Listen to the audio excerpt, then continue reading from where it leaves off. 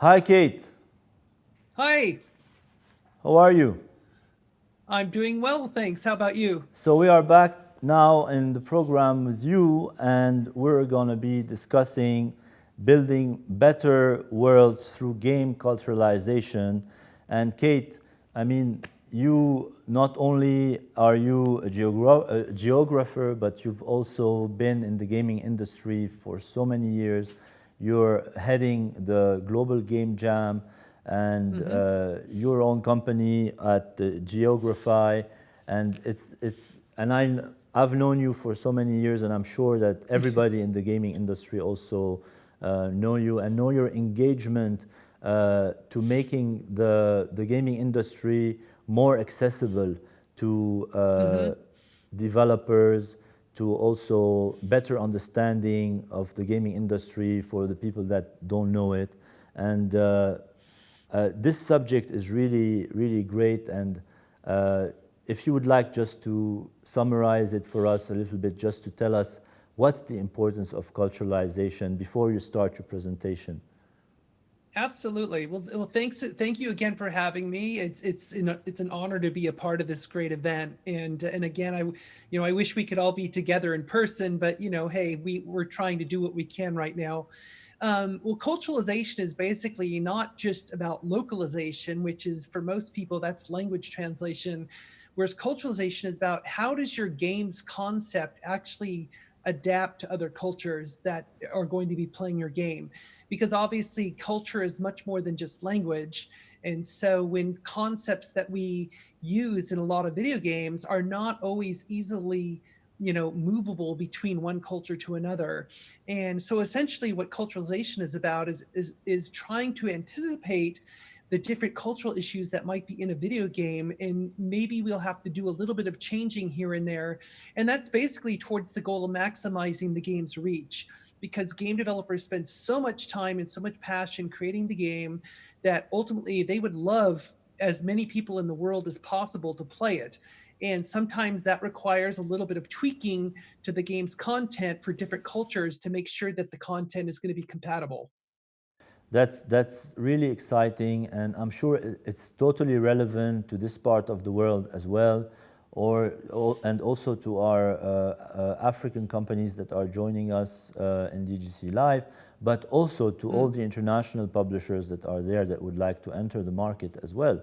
I mean, it hits all the interest of everybody. So now we're gonna listen to your presentation, and we will join you when you are done for a few questions as well.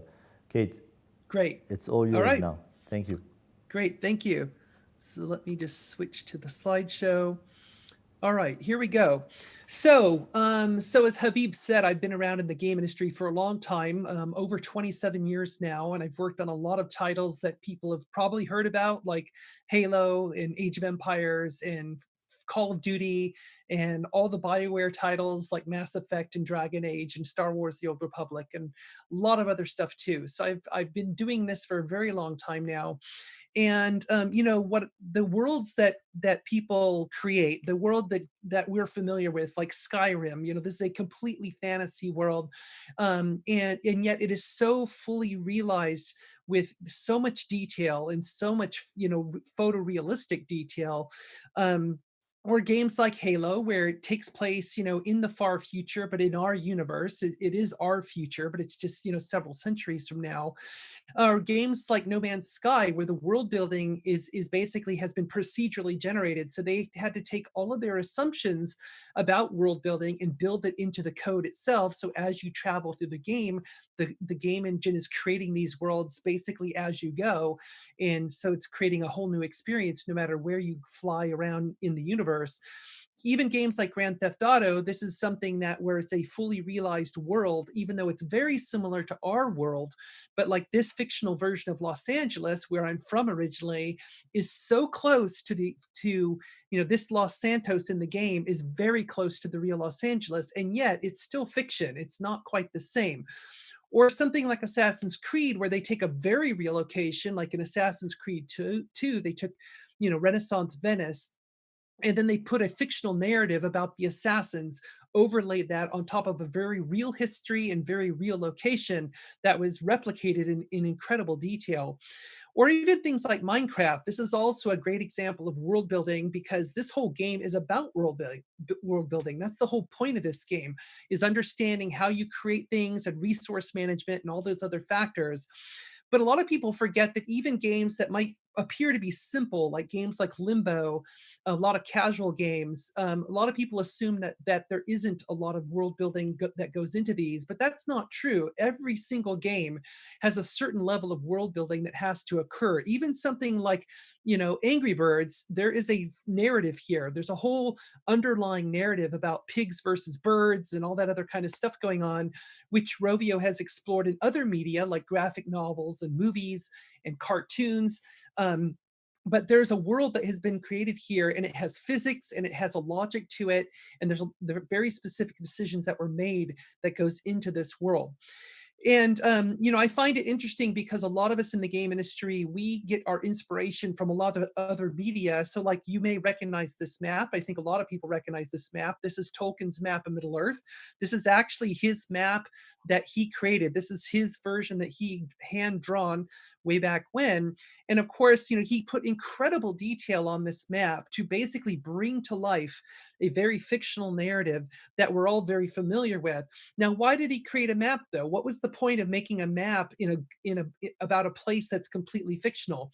Well, what he's doing is he's leveraging what we as human beings do. When we see a map of our world, the real world, we automatically assume ground truth. We assume that that map represents a certain kind of real truth about space.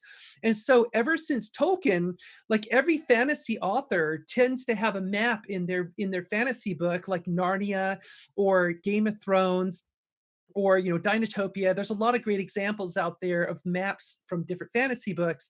Now, why do they do this? A lot of the reason they do that is to bring their world building to life. It's basically a way for the author to say, I was there, I actually went to this place, I witnessed these things, and I was able to make a map because I traveled all over this place. And so the map brings to life the world that was intended to create in literature, and it also works that well in games too. But of course, we don't just use maps. We use a lot of other things to bring the world to life. Now, why is this all important? Why do we care about world building and culture and all these things? Well, one of the big reasons is because, as we all know, I think most of us realize the global game industry revenue is huge. It's massive. In fact, it's the largest form of entertainment on earth, surpassing all other forms of media. And the growth in the game industry in different parts of the world is still very vigorous, and it's been growing year over year with tremendous growth, especially in places where people don't expect it.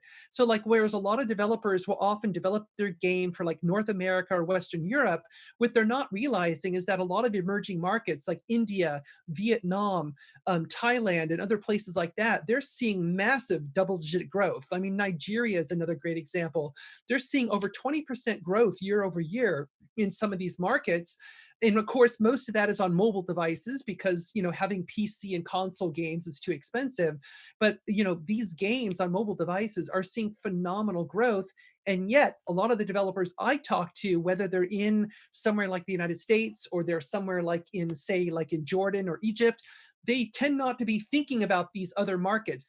They're only focused on like the money markets, like Western Europe and North America, which is understandable. But the reality is that growth is happening everywhere. It's not just happening in those main markets.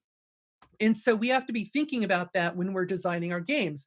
Now, localization, like I mentioned before we got started, is, a lot of people know what localization is. That's language translation. So you want, to have the language in the game translated so people can understand it. But more and more companies over the last several years have been thinking beyond that. It's not just about localization, it's also about how are people in different cultures and regions of the world going to understand the idea behind the game, not just the language in the user interface, but also the idea of the game. And that's where culturalization comes in. And that's where a lot more companies today are thinking about culturalization as a way to basically expand the market and also expand the appeal of the game. So I'm going to give you an example of the difference between the two. So using a Kit Kat candy bar. So the in this image, there's these two candy bars are the same. They're basically the same product, but in a different wrapper. The one on top is from Canada, so it has English and French labeling, and then the one on the bottom is from Japan, so it has Japanese labeling. Other than the labeling on the package, the products are the same. So this is basically an example of localization. But in Japan, they've taken the Kit Kat bar and they've made it something completely different. So in Japan, what they did is they leveraged two cultural factors in Japan to make this a phenomenon that only exists in Japan. The first one is that the name Kit Kat is very similar to the Japanese phrase kirukatsu, which is like this very positive, victorious phrase in Japanese. So they were just lucky that the name Kit Kat was very similar to kirukatsu. But the other thing that they did is they understood that Japanese players and Japanese consumers are very much into collecting things. So like that, you should not be surprised that a game like Pokemon came out of Japan, gotta catch them all, because that idea is very popular with Japanese consumers. And so they built upon that cultural value. And so as you can see in this picture, there's many different flavors of Kit Kat bars that don't exist anywhere else in the world. In fact, here's an example of a map which shows you where you can collect different Kit Kat bars all around the world, all around Japan. So this example, then they took a Kit Kat candy bar, which is just a basic candy bar most everywhere else in the world, and they turned it into a cultural phenomenon that appeals to Japan in a very special way. That's a good example of culturalization. So there's generally two types of culturalization I deal with. One is reactive culturalization. So that means trying to find things that are going to be problematic in the game. So, a symbol or a gesture or a character design that might be disruptive to the user experience. It might be culturally offensive. It might be politically offensive, but it might be some kind of problem in the game. The other type is proactive culturalization. And this is where we look for ways to actually positively adapt the content to a specific country or a specific culture. And here's a couple of examples for you. So this image is from the game Fallout 3, which I'm sure a lot of you are familiar with. And this two-headed Brahmin bull is the whole reason why this game did not sell in India, because the Brahmin bull is sacred to the Hindu faith. And so because they had this mutated radioactive Brahmin bull, that was not very, it was not respecting the culture and respecting the Hindu faith. And so I had asked the developers to try and change this to something else, like my poorly photoshopped two-headed horse, but they were not willing to do that and they didn't have the time to do it. So unfortunately, that is the whole reason why Fallout 3 did not sell in India, was because of this one issue. Now, conversely, a positive example of proactive culturalization in India is where Marvel Studios partnered to create this culturalized version of Spider-Man. And when this first came out, people were really receptive to it. They thought this was super cool. However, because they were dealing with a very familiar intellectual property, everyone knows that Spider-Man is Peter Parker in New York City. And so what the consumers really wanted in India was not a culturalized version. What they wanted was a localized version of the original Spider-Man comics in all the many languages of India. That's what they would have preferred. And so, but it was a good experiment, and it showed that, doing proactive culturalization can actually, have a lot of appeal to the local market. So there's different degrees of culturalization that happen when we're working on content. So the first level is the reactive culturalization that I just mentioned. The second level is localization, as we know, and internationalization, like using Unicode in your games so that your games can, use every kind of language glyph out there. And then the third level is proactive culturalization. So if I want to make this simple, your game needs to be viable. So you make it viable, which means it can actually stay in the market. That's where you have to make sure there's nothing like problematic or offensive in the game that's going to have it kicked out or banned from the market. The second part is to make it legible, which is where localization comes in. And then the third level is the hard part. That's actually make the content meaningful. How do you make your game culturally meaningful to the players? And that's a whole nother step that takes a lot more work. Now, what I'm basically trying to do then in my culturalization work is I'm taking the game worlds that all of these fantastic game developers are making, and I'm trying to see how are those compatible with the local worldviews in the different countries and regions and cultures. And so this is sort of an exercise of trying to combine those two together. And I work in this zone where I will find content assets that will be compatible or incompatible with the local markets. And so I have to work to basically help the developer understand what will work and what won't work.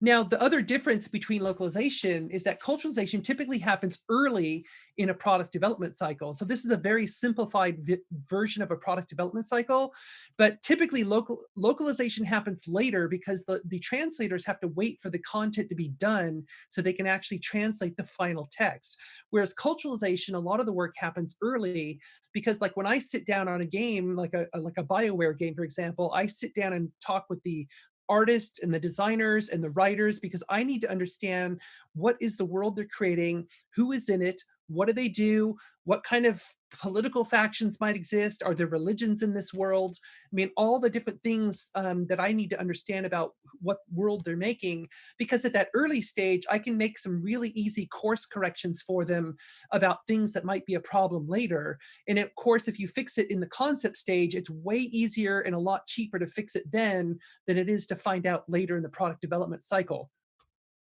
Now, when we're doing this work, there's a lot of things we have to think about, and a lot of important things. So, first of all, is that there's the high-level values and goals of the creator. Now, I put corporate there.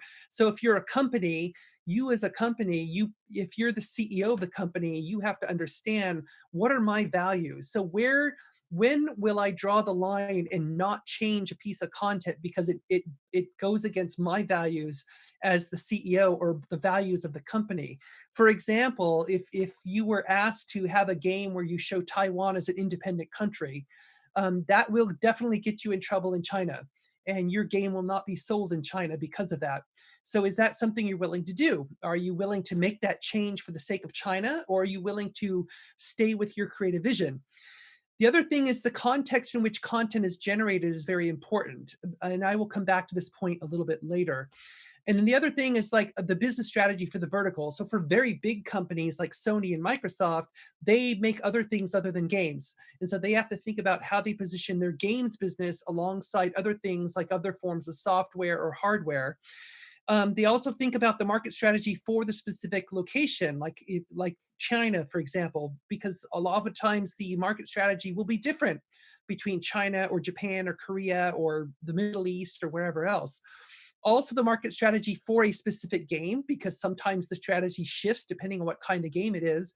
And then finally, there's always the changing geopolitical and cultural and ethical factors, because as I think we all know, especially this year, we live in a very dynamic world where things can change very quickly, both culturally, politically, and otherwise. So, the world around us changes. And so one of the things I often have to do when I'm working on a project is I have to also pay attention to what's happening out there in the world so that I have an understanding of how that might affect the game. Now, for example, like 2 years ago, the German ratings board, the USK, they decided to allow Nazi symbology in games, which is a major shift for them. They were not allowing anything previously, but now they've said that they're willing to allow it in certain cases. And these are screenshots from the game Wolfenstein 2 that came out a few years ago. You can see the image on the left is the one that most of the world got to see, but the image on the right is what they saw in Germany because they could not see a swastika. And also, if you were following the news last year, Blizzard got into a lot of trouble around the whole Hong Kong protests and everything related to their Hearthstone tournament. And I don't have time to get into this, but basically it was a really, really tricky issue for Blizzard. And it showed that Blizzard was very unprepared for dealing with this kind of political issue between China and Taiwan and Hong Kong. So it can get very messy very quickly. Now, there's some core aspects of world building that I want to discuss. The context of the world, the complexity, how complex your world is going to be, and then the structure. So I'm going to just go forward. I'm going to explain all of this. So the first thing is that does your game take place in the real world or is it a fictional world? Because that does make a difference in how you approach culturalization. Now, as you probably saw or realized from the examples I gave at the beginning of the talk, it's not black and white. There's always a zone in between because, like I mentioned, the game Grand Theft Auto is very close to the real world, but it's not the real world. It's not complete fiction, but it's also not completely real. So it's somewhere kind of towards the real world side. And so there's a big spectrum of where games fall. So like a game like Skyrim, of course, is complete fantasy, it's complete fictional, it has nothing to do with our world. And that does matter. That does affect decisions in the creative process. The other thing that I want to make clear is that when I'm talking about the word realization, I'm not talking about realism because a lot of people think about realism like it looks real, it's photorealistic, but that's not what I mean. When I'm talking about realization, I mean how much world do you need to build in order to serve the purpose of your game? And now, how do you figure that out? Well, there's two fundamental things. One is the narrative goals of your game, and the other is the experience goals. So basically, what story is being told, and then how do the players interact with that story? And those two things are the core fundamental basis for how you determine how much world that you need to build in order to serve those goals. So there's a few tools that we use for realizing worlds, and I'm going to go through all of these quickly. Um, so the first is creating cultural evidence. And what I mean by that is when you're actually building the world, what we tend to do when we're building out the world is we put all kinds of objects in the world, whether it's, buildings or it's costumes or it's flags and banners or artifacts and all kinds of other things. And usually during this process is where I've seen a lot of games get into trouble because the artists and the writers and everybody are just kind of heads down creating amazing things, but they often don't think very openly or they don't think clearly about exactly what they're making. So they might put things in there that could be a problem, like for example, using a racial stereotype for a certain race. That can be a big problem. So this is called backfilling. This is when you're just kind of building up the world and people are just throwing stuff into the environment and into the game. And this can be sometimes problematic. So there's two key tips I have for that. First of all, you can't be lazy when you create. You always have to create with intention. So you don't just make stuff, you make it because it needs to be there for a specific reason. And the other thing is that somebody on the team needs to be asking the hard, challenging questions about what is being created. So there needs to be somebody who kind of leans over the shoulder of the artist, and they're not challenging the artistic skill. What they're challenging is just asking, what was your inspiration for that? Where did you get the idea? Were you relying on something like a Wikipedia article or something else? How did you get that idea? Because we have to be careful about, just kind of pulling things in from all these sources without understanding the context of the source.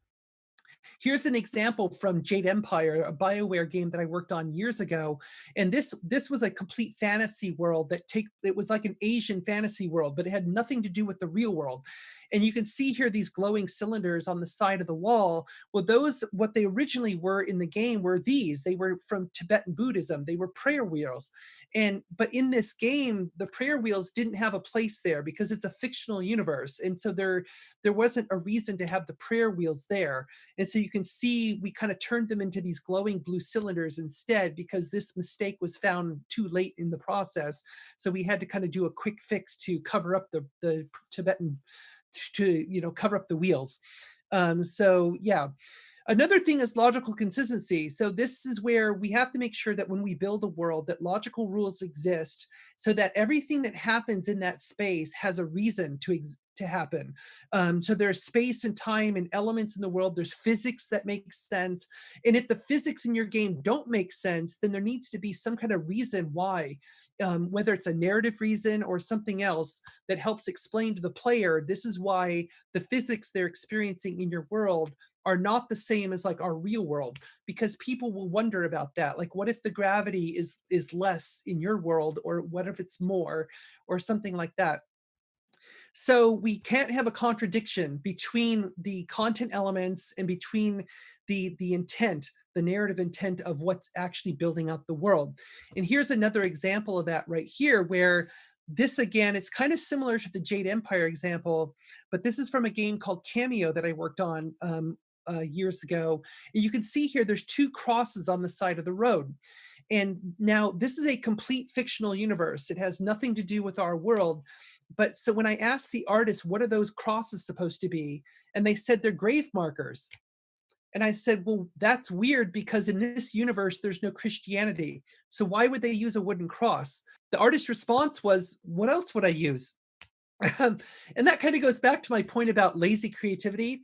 They basically just, a grave marker, they basically just took something out of their head, a cross, because they are based in the US, and they just used a cross because of the common grave marker here in the US, and they just didn't think about it. And of course, it makes no sense. It's not logically consistent with the universe to have that object serve as a grave marker. So of course, it had to be changed. Another thing that's really important too that you can use as a in the world building process is what we call topology. And topology is basically a word that describes how things are related, the how and why things are related. It's not about distance, it's not about height, that's topography. This is topology. So it's really about relationships. So for example, right now there is a topological relationship between me and you, and that relationship is that I'm a speaker and you're an audience. And so that is a topological relationship right there. So, we can draw these kind of topological relationships in all kinds of ways within our games. And it actually, by building topological relationships, and don't worry, I'm going to give you an example to explain it. This helps convey a much bigger world without actually having to build the world. And let me give you a good example. So I worked on the original Halo games, and in the first Halo game, Halo Combat Evolved, this is a very linear first person shooter game where you're basically running through the environment and you're just shooting stuff. And so a lot of times you don't have a chance to like look around and explore. But if you did look around a little bit, we put into the environment these things called terminals. And if you happen to find a terminal and you interact with the terminal, all it does is it brings up a screen and it has text. And with that text, you can read all about the backstory of the world that you're on, about this Halo ring and about the people, the forerunners who created the ring. And so just by having that one little thing that you can interact with, all of a sudden it opens up the world to the player just because they read a little bit more text that filled them in on the narrative. So that was a really simple and easy way to build a much bigger world for the player, without actually having to build like an entirely new level, and have like a whole new area where they have to go fight and everything. So topology and building those topological relationships between a concept and between what the player is doing can be a really powerful tool when you're building it out a world. Now, one of the reasons I get asked a lot, why is a geographer working on world building in games?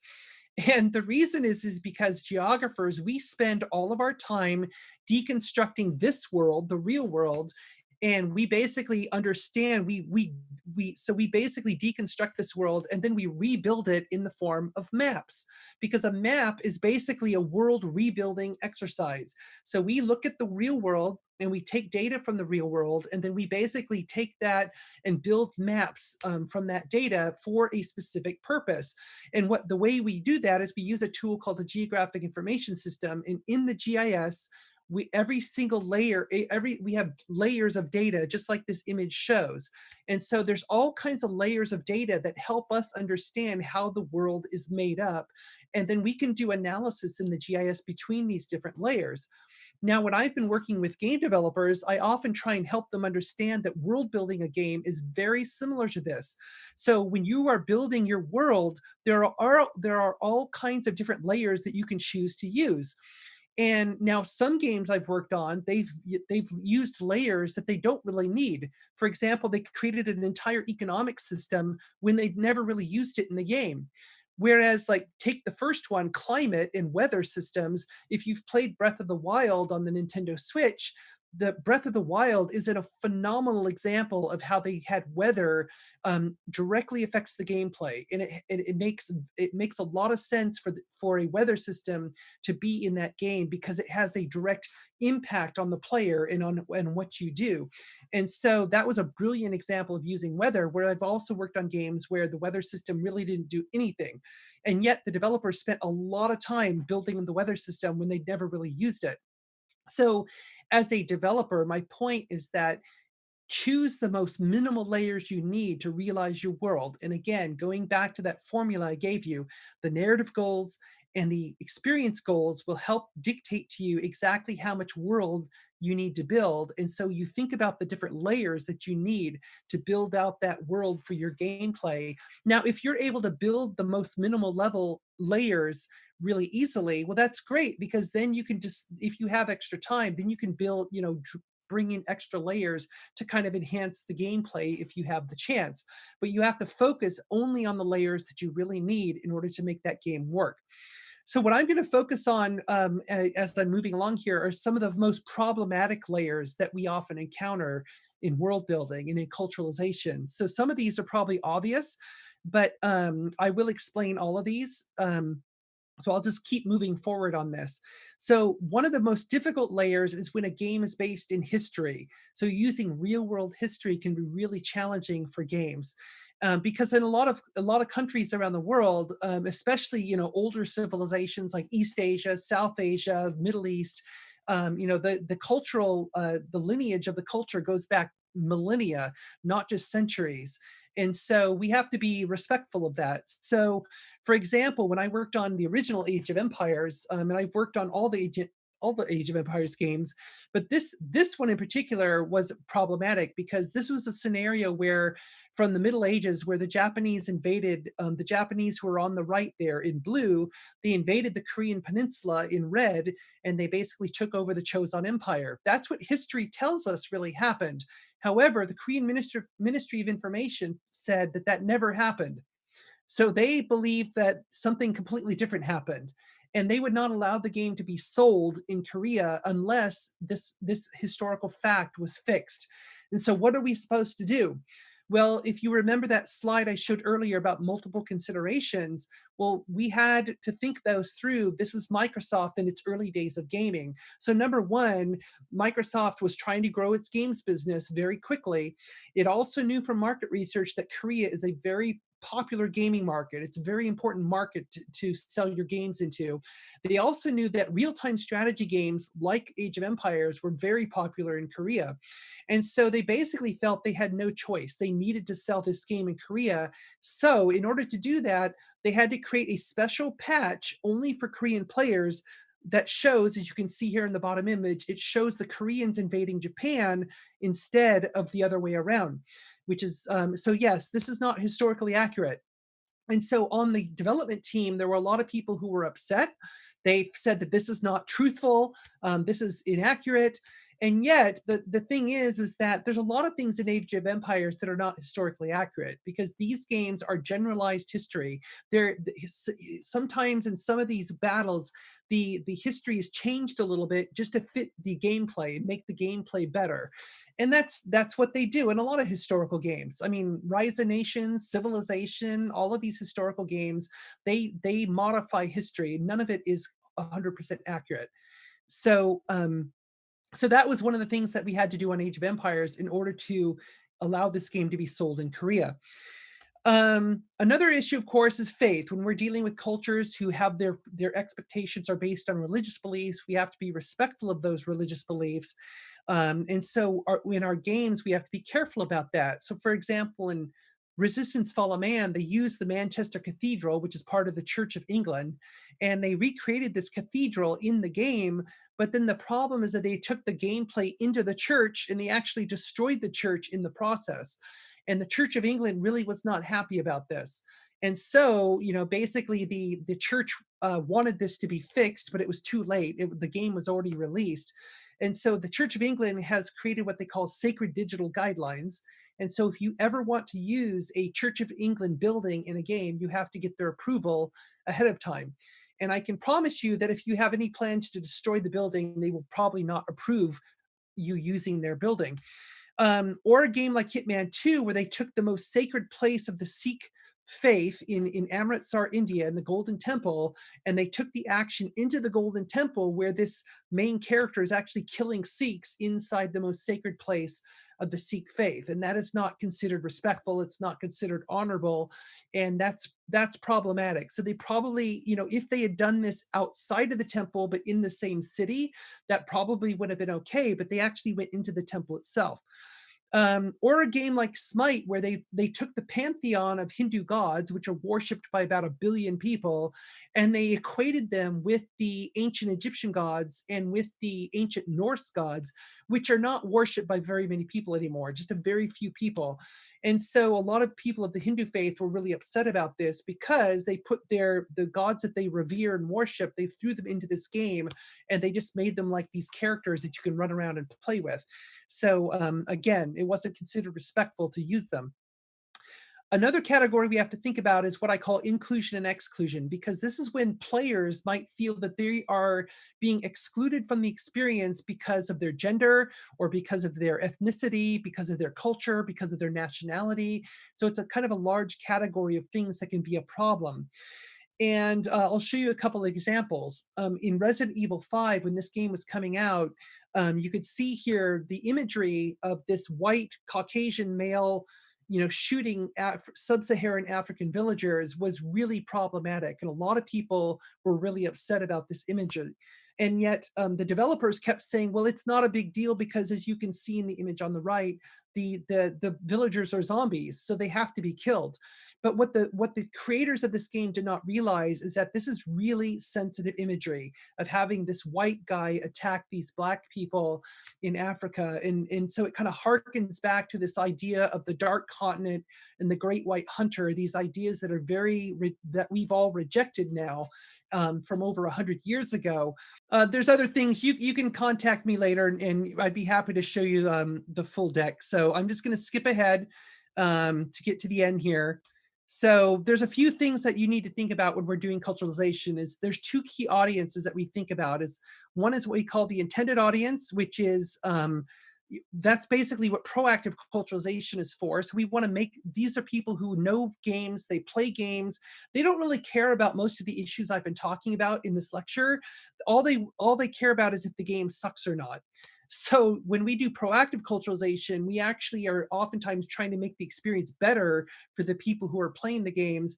And the unintended audience are the people who they don't play games, and they're the ones who often overreact when they see something, and that all of a sudden they think that games are evil, or they think that games are a negative influence. And so oftentimes the reactive culturalization is meant to prevent those people from having an overreaction.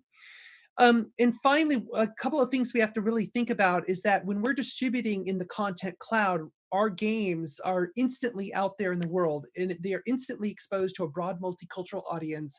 And there's huge communities out there, as we know, on social media, who are very quick to either love what you're doing or really hate what you're doing. So my point here is that you have to get it right. You have to be right, because there is no taking it back. Once your game is out there on the global market, it's everyone can already see it, and there's no way to really recall it and fix something if you were not able to fix it before you released.